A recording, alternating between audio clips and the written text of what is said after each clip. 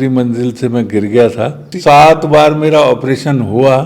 उस्ताद भूरे खान साहब का मैं उत्तराधिकारी भी हूँ। तो देश और विदेश के जितने भी बड़े आर्टिस्ट हैं, हिंदुस्तान, पाकिस्तान या यूरोप के, उन सब के साथ भी मैंने कार्यक्रम किया। राम राम सारन है, मैं हूं तारगला कुसुम गोयत और आज एक हरियाणा के बहुत बढ़िया गायक और बहुत बढ़िया वादक का इंटरव्यू होने वाला है। मेरे साइड में है सर डॉक्टर दिनकर शर्मा।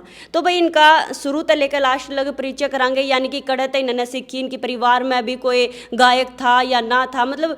और एक बात और बता दूं कि भाई सर जो है मतलब दृष्टिहीन है और इसके बावजूद भी 50 से 60 यंत्र जो है बजा ले है, यानी कि बहुत बढ़िया तरीका तय गा भी ले है, बजा भी ले है, और भी बहुत बहुत अनोखी चीज़ें हैं। तो सर तय पूछांगे हालांकि।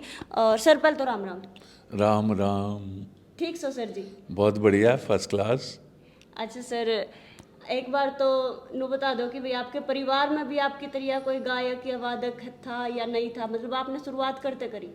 ऐसा कि सबसे पहले शुरुआत तो मेरी संगीत शिक्षा की मेरे घर से ही हुई। अच्छा जी। और मेरी माता जी एक क्लासिकल आर्टिस्ट हैं। अच्छा सर।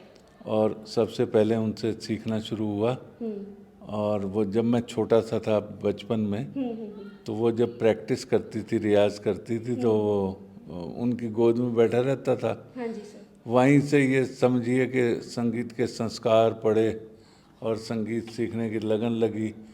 फिर काफ़ी साल उनसे शिक्षा प्राप्त करने के बाद फिर अन्य गुरुओं के पास, जहाँ जहाँ मेरी माताजी मुझे सिखाने के लिए ले गई, हाँ जी सर। उनके पास गया और बाकी 3 लोगों से और सीखा। उसकी विस्तृत चर्चा आपको बाद में बताता हूँ कैसे कैसे क्या हुआ। आपके पापा जी क्या काम करा करते सर? मेरे फादर प्रिंसिपल थे यहाँ पानीपत में। अच्छा अच्छा। Government institute for the blind में प्रिंसिपल रिटायर हुए। और उससे पहले वो अमेरिका में बॉस्टन यूनिवर्सिटी में पढ़ाने के लिए गए थे। अच्छा सर, स्टडी कहाँ तक कर रखी सर आपने? मैंने पीएचडी की है संगीत में। अच्छा संगीत गायन विषय में। अच्छा अच्छा। MA PhD Kurukshetra university Kurukshetra से। और अभी करंटली मैं गवर्नमेंट कॉलेज पानीपत में म्यूज़िक प्रोफेसर हूँ, म्यूज़िक वोकल में। अच्छा सर, आप जो अभी देख नहीं सकते फिलहाल, देखो मैं बता दूँ सबने, सर आप बचपन से ही नहीं देख सकते या कुछ हादसा हुआ था? असलियत में मेरे साथ एक एक्सीडेंट हो गया था बचपन में। अच्छा सर। तीसरी मंजिल से मैं गिर गया था। अच्छा। तो मुझे फिजिकली चोट तो बहुत कम आई, लेकिन वो गिरने की वजह से आँखों में बहुत दिक्कत आ गई। और इसे बोलते हैं डिसलोकेशन, मतलब देखता कहाँ था दिखता कहीं था। अच्छा सर। तो इस तरह की प्रॉब्लम हो गई। उस टाइम मेडिकल साइंस इतनी डेवलप नहीं थी। ओके। तो डॉक्टर्स ने बोला कि भाई जब ये कुछ डेवलप हो गए, इसका कोई ट्रीटमेंट निकलेगा, हाँ जी। तब तक और आँख में बहुत सारी समस्याएं आ जाएंगी। अच्छा अच्छा। तो इस तरह से 7 बार मेरा ऑपरेशन हुआ। ओके। और 7 बार 4 से 6 महीने तक मुझे दिखता रहा। फिर मैं ब्लाइंड हो जाता था, फिर ऑपरेशन होता था, फिर नजर आने लगता था। अच्छा सर। तो करते करते करते करते जब मैं बीए सेकेंड ईयर में पढ़ता था, हाँ जी। तब तक मैं देखता रहा इसी तरीके से, ऑपरेशन चलते रहे, होता रहा। फिर मेरी पूरी तरह से ब्लाइंडनेस हो गई, मुझे दिखना बंद हो गया बिल्कुल। अच्छा। उसके बाद से फिर कोई इलाज नहीं हो पाया उसका। अच्छा सर, बीए सेकंड ईयर तक? हाँ। और उसके बाद फिर आपने अपना जो काम है जो कर गान का और वादक का यू कंटिन्यू जारी रखा? बिल्कुल बिल्कुल। अच्छा सर। और ये समझ लीजिए कि 1987 से मैं देश का और विदेशों में, यानी कि इंडिया लेवल पे और इंटरनेशनल लेवल पे, हाँ जी। इंटरनेशनल और नेशनल आर्टिस्ट हूँ। अच्छा सर। और दुनिया में भी प्रोग्राम किए। देश में तो जितने भी कार्यक्रम होते हैं, बड़े बड़े संगीत सम्मेलन होते हैं, हाँ जी सर। सब में भाग लिया।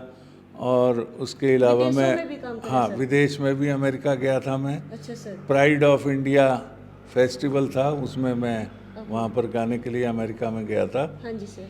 और इसके अलावा मैं, क्योंकि गायक भी हूँ और वादक भी हूँ, हारमोनियम वादक भी हूँ, अच्छा सर। तो उस्ताद भूरे खान साहब मेरे गुरु उस्ताद जो भूरे खान साहब। हाँ, जो पूरे विश्व में उनका नाम है अच्छा। हारमोनियम वादन में और संगीत जगत में उनका एक कंपोज़र के तौर पे, गायक के तौर पे नाम है, तो उनसे मैंने शिक्षा ली।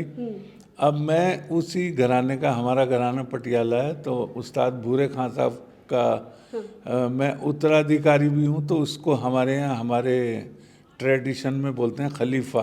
अच्छा सर। तो मैं उनके डेथ के बाद मैं ही अपने घराने के जो शिष्य हैं उनको सिखाता पढ़ाता हूँ, तो मैं उनका खलीफा हूँ।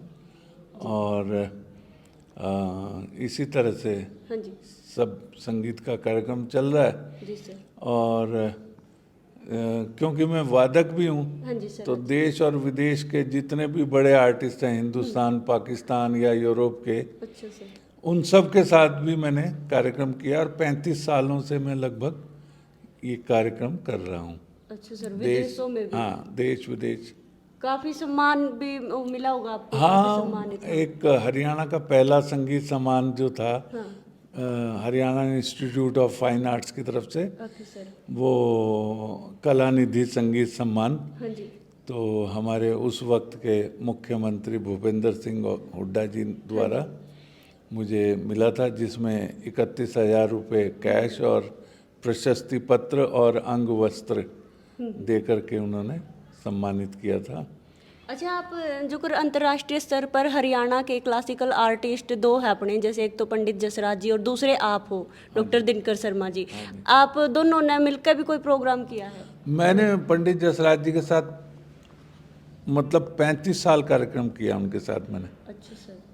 अभी थोड़े दिन पहले ही उनकी डेथ हुई है, तो उससे पहले तक मैं उनके साथ लगातार कार्यक्रम करता रहा और बहुत अच्छी यादें रही उनके साथ। अच्छा सर। बहुत भ्रमण किया उनके साथ। और वो, क्योंकि वो तो बहुत बड़े गुरु थे, पंडित थे, हाँ जी। हाँ जी। तो बहुत सीखने सिखाने को भी मिला उनसे, क्योंकि बड़े गुरुजन के साथ जब बैठेंगे तो कुछ ना कुछ तो अच्छा ही सीखेंगे। बिल्कुल सर। आपकी उम्र कितनी होगी सर? अभी मेरी उम्र 56, हाँ 56 साल के करीब। और हाइट कितनी होगी सर आपकी?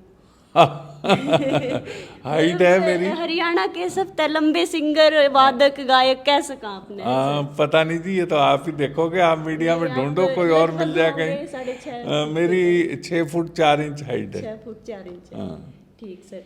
अच्छा, नुसरत फतेह अली खान से भी मिले सर आप? बहुत बढ़िया गायक है। हाँ, उनसे मिला अच्छा और अपने गुरुजी के साथ मिला था बॉम्बे में, आपके गुरु? अच्छा, उस्ताद भूरे खान साहब। भूरे खान साहब। हाँ, मैं अपनी संगीत यात्रा में एक चीज़ और बताना भूल गया कि मैंने अपनी माता जी श्रीमती उषा शर्मा जी से सीखा। हाँ जी सर। फिर उसके बाद पंडित गोपाल कृष्ण गुप्ता जी से मैंने गायन सीखा। अच्छा सर। फिर उसके बाद पंडित शुक्रामणि नवनी जी से मैंने तबला और गाना की शिक्षा ली। और फिर बाद में मैं उस्ताद भूरे खान साहब के पास सीखने के लिए बॉम्बे गया। बॉम्बे गए सर। और फिर मैंने उनके पास 31 साल सीखा। 31 साल। अच्छा सर, फिल्मा में भी आपका कोई वो आ रहे होंगे, जैसे गाने हुआ? ऐसा है कि बहुत से प्रोजेक्ट थे, जैसे कभी टीवी सीरियल का कोई टाइटल कंपोज किया। अच्छा सर। कभी कोई शॉर्ट फिल्म में म्यूजिक किया, कभी कोई बम्बई गए हैं तो किसी फिल्म में कुछ छोटा मोटा कोई बजाया, कुछ किया। अच्छा। ऐसे। और फिर हमने वहाँ बॉलीवुड में एक शो किया था, अच्छा सर। जो बम्बई फिल्म इंडस्ट्री के बेहतरीन 31 म्यूजिशियन थे, अच्छा सर। उनके साथ एक फ्यूजन का कार्यक्रम बम्बई में किया था। ओके। और जो कि बहुत सुपर डुपर हिट रहा, लोगों ने बहुत पसंद किया। अच्छा सर। तो ये थोड़ा सा सफ़र है। और बाकी कई म्यूज़िक एल्बम्स लोगों की थी जिनका म्यूज़िक भी किया। हाँ जी सर। और अपने लिए भी एक किया। छोटी और सी- मेरा एक यूट्यूब चैनल भी है जिसमें मैं संगीत शिक्षा भी देता हूँ, और साथ में जो मेरे कार्यक्रम जहाँ जहाँ भी होते हैं उसका भी उसमें रिकॉर्डिंग्स वगैरह। क्या नाम और सर आपके यूट्यूब? मेरा YouTube channel doctor Dinkar Sharma के नाम से है। चलो सर। और उसमें मेरे और मेरे गुरुजी उस्ताद भूरे खान साहब के आपको रिकॉर्डिंग्स सुनने को मिलेंगे। अच्छा सर, आपके परिवार में कितने थे, मतलब जैसे आप ही सिर्फ एक सिंगर बने या और भी आपके भाई बहन? हाँ, मेरे परिवार में ऑफिशियली तो मैं ही कहूँगा अपने आप को, अच्छा सर। और एक मेरी बहन है जो संगीत शिक्षण करती हैं, सिखाती हैं एक बहुत बड़े पब्लिक स्कूल में। अच्छा सर। यहाँ बाल विकास करके पानीपत का बहुत बड़ा पब्लिक स्कूल है, उसमें म्यूज़िक में हेड ऑफ द डिपार्टमेंट है। अच्छा अच्छा। और वैसे मेरा छोटा भाई जो है वो भी बहुत अच्छा तबला बजाता है, लेकिन उसने इस लाइन को कंटिन्यू नहीं किया, अच्छा। उसने दूसरी लाइन अपनी ले ली। बाकी संस्कार हैं हम सब भाई बहनों में। तो बड़े भाई थे, उनकी डेथ हो गई, वो भी अच्छा गाते थे। आप लगभग कितने इंस्ट्रूमेंट बजा लो सर? इंस्ट्रूमेंट देखो जी, जितने मैंने खुद अपनी सामने देखे हैं, जो भी जहाँ भी, अच्छा सर। चाहे देश में चाहे विदेश में, सब इंस्ट्रूमेंट्स को मैंने देखा है और उनकी टेक्निक समझ के, और कोई इंस्ट्रूमेंट अब तक तो ऐसा मेरे सामने आया नहीं कि जिसको मैं ना बजा सकता हूँ। लगभग सभी बजा लो आप? हाँ, चाहे वो हरियाणा के गढ़वा अच्छा। और ढोलक और नगाड़ा ही क्यों ना हो, चाहे लगभग बेंजू क्यों ना हो। बेंजू। हाँ। और 5-7 और नाम बताए दो। वो इंस्ट्रूमेंट के नाम तो फिर गिटार है और पियानो है, वायलिन है, सितार है, हारमोनियम है, तबला है, ढोलक है, ऑक्टापैड है, ड्रम सेट है और सैक्सोफोन है, और पता नहीं कितने गिनवा दूं, फ्लूट है, बांसुरी है।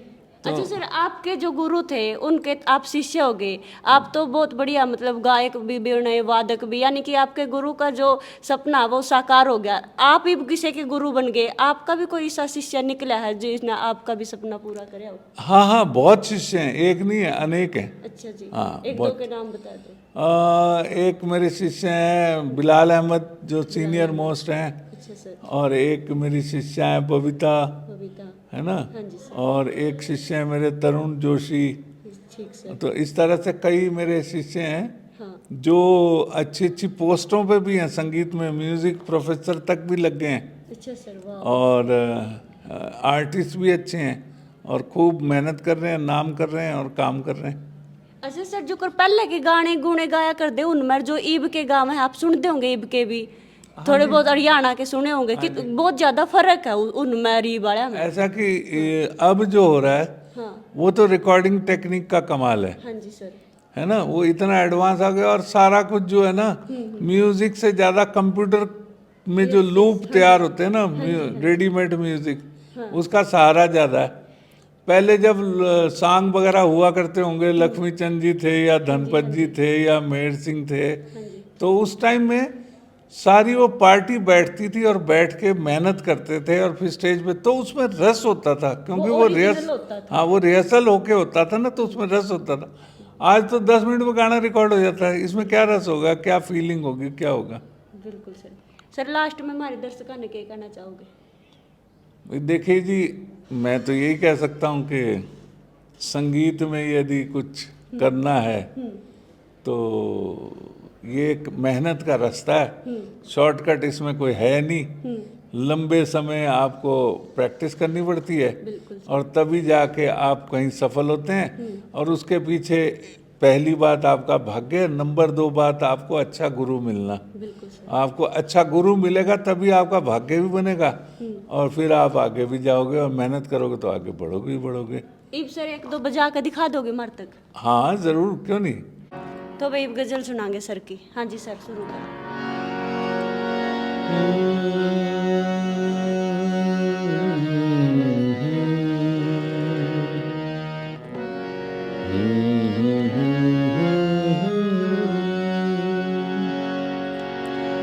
होश वालों को खबर क्या, बेखुदी क्या चीज है। होश वालों को खबर क्या, बेखुदी क्या चीज है। इश्क कीजिए फिर समझिए, इश्क कीजिए फिर समझिए, जिंदगी क्या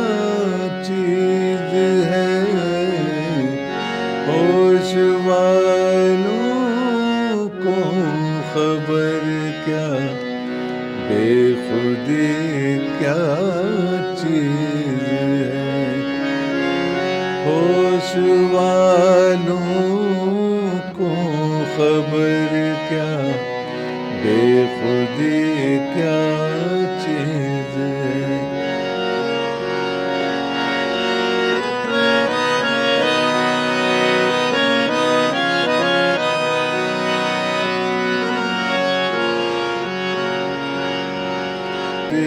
क्या चीज है, बेखुदी क्या चीज है, बेखुदी क्या चीज है। वाओ, कति अंडी का है सर, है ना? बहुत शुक्रिया बढ़िया सर। शुक्रिया, थैंक यू। चलो भाई, हालांकि मन तो जमांडी लग गया था, हमने किसा लग गया था, हम जरूर कमेंट में बताइए। और सर का खुद का भी चैनल है जिस पर अलग अलग तरीके की सर वीडियो डाल दे रहे हैं। तो भाई सर का इंटरव्यू किया आज, हालांकि बहुत सारी चीज़ें हैं वो तो रह गई, लेकिन जितनी भी बेरा लगी उतनी बहुत बढ़िया लग गया। क्योंकि भाई देखो, एक तो बढ़ के एक टैलेंटेड जो अपने हरियाणा में है, और जब हम किसी का इंटरव्यू करा हार तार लग पहुँचावा, जब जाकर बेरा लगा कि भाई देखो कितने टैलेंटेड है। यानी कि सर की देखो बीए सेकंड ईयर में आंखें हो गया था कुछ, मतलब इनका हादसा, उसका बावजूद भी ना हार नहीं मानी। या देखो ना कि भाई उसका बावजूद भी ये आगे बढ़ते रहे, काम करते रहे, जिस चीज़ में इन्होंने, जिस फील्ड में इन्होंने जी कर रहा था, यानी कि गायक में या वादक में, उस फील्ड में भी और आता भी सिखाया। बहुत बढ़िया लग गया। और तब ने किसा लग गया सर, मतलब सर का गाना कमेंट में जरूर बता दियो। मैं फिर मिलूंगी तब ना किसी और सेलिब्रिटी के लिए, तब तक के लिए मन दे दो इजाज़त। राम राम। राम राम।